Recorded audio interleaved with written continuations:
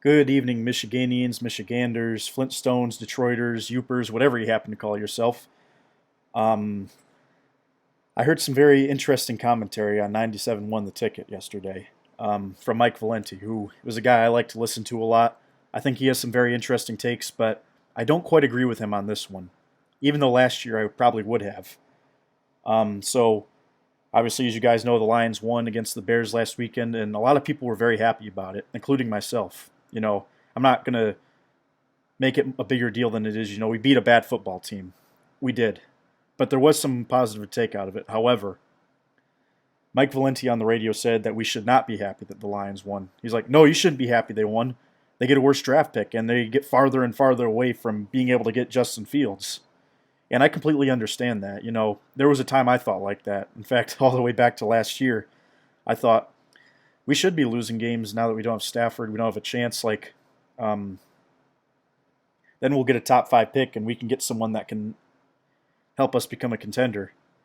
But here's the thing: it hasn't really worked out this year, and I kind of thought about it, and whether we draft 13th or whether we draft 9th, is that really going to be what makes us a championship contender?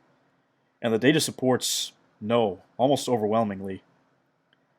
I decided to do some research on my own to explore this question, and the data suggests that just because you get a bunch of top 10 picks, a bunch of high-profile first-rounders, it doesn't mean that you're going to be a championship contender. In fact, if that was true, the Jaguars would be the best team in the league, and so would the Lions, the Browns, the Bengals.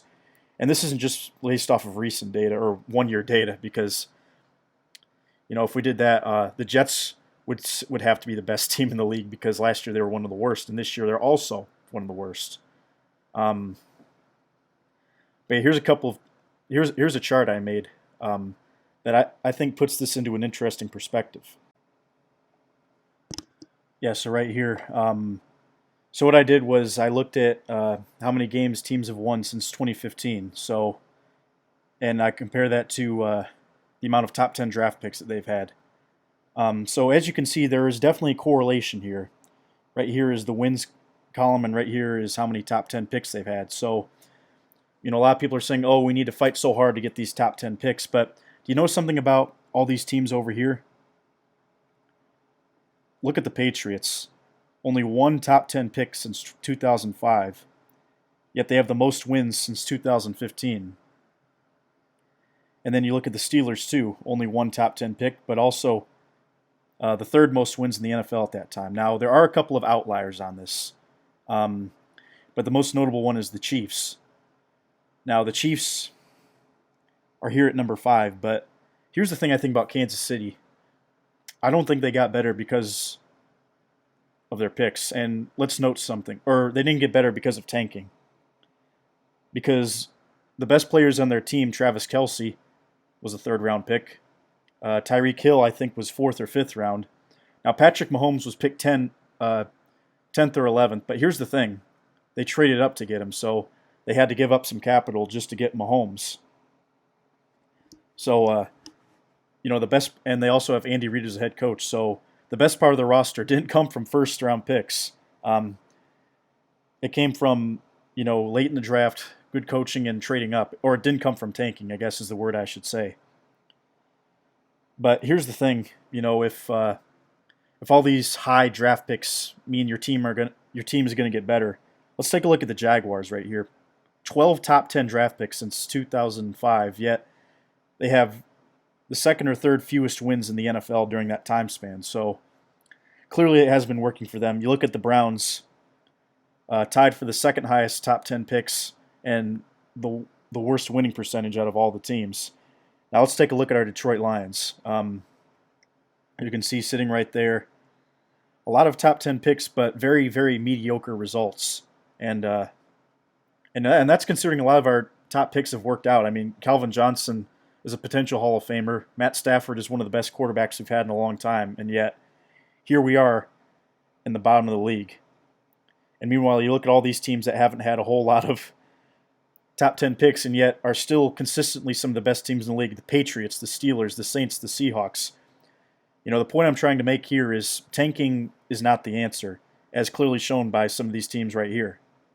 So the point I'm trying to make here is that, just because we get a bunch of top 10 picks, that's not what changes an organization. Tanking statistically does not do you any good. Now, there are a few outliers like the 49ers, but the question is, did they get better because they weren't good for a while, or did they get better because their coaching staff and their organization got better? I would actually side on the latter, despite the fact that they got Nick Bosa out of a top 5 pick. And don't get me wrong, there's numbers that show that the All-Pro team from 2015, most of the players were top 10 picks, about 14% of them.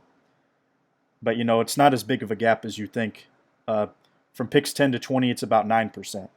So there is a difference, but I don't think it's big enough to be super noticeable, and there's still a pretty low chance that you hit on a pick.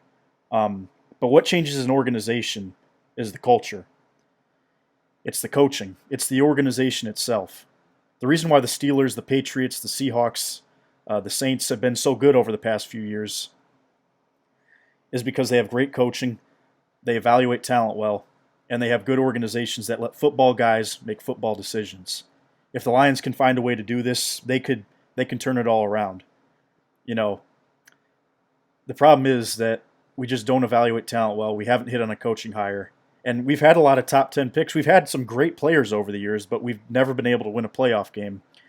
And the overall point of this video is that the stats show that just because we fall from 14 to 9 or 8, it's not going to make or break this football team.